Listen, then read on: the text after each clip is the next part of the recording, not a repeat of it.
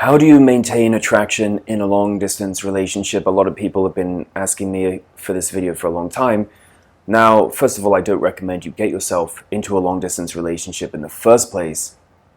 Why do you need to do that when there are literally millions of women living in the same city, or hundreds of thousands of women living in the same city or town as you? You don't need to do that.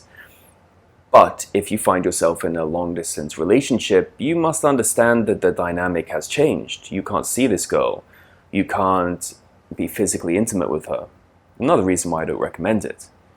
But if you're in that situation and you want to know how to maintain attraction, you need to know how to take your foot off the gas. Now, I've had so many men come to me over the years who are in long-distance relationships. I'll talk about two kind of common situations. The first situation is where you have this predictable pattern, predictable routine. You wake up, you wish her good morning.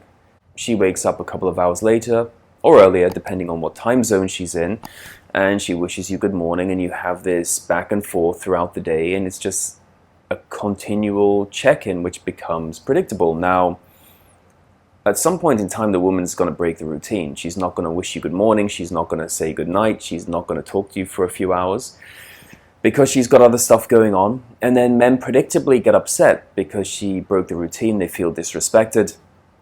I had a guy I spoke to the other day who had this problem, and he was in a long-distance relationship with a woman on the other side of the world. And she decided that one day she was just busy and she didn't have time to send him messages like usual. He got upset, he felt disrespected, and he called her out on it. No surprise that she backs away because she starts to lose interest in him. She sees him as relationship focused. And it's stressful enough to be in a long distance relationship, but to make it even more stressful by putting additional expectations on someone to respond or message you or talk to you on the phone constantly, it's an unrealistic expectation. The other situation I want to talk about is where you get into a long-distance relationship and the woman has an expectation that you're going to be talking on the phone and messaging all the time. And that's not realistic. You can do that, but it's going to burn out very, very quickly if you do that. Give it a couple of weeks max and she will lose interest. If you want to maintain interest in a long-distance relationship, less is more, even more so than in a face-to-face normal relationship where you can see the girl. Right? They're just going to lose interest if you don't back away. That's the only way you can do it. You need to turn the heat down. Say, for example, you're at 100%. In a normal dating situation where you can see a woman, you can be intimate with her, you're at 100% passion, intimacy, etc. But in a long-distance relationship, you can't afford to do that. You can't have the same intensity. You need to bring the intensity level down. Make sure that she's coming to you. Make sure she's chasing you. And when she reaches out to you, you don't need to respond straight away.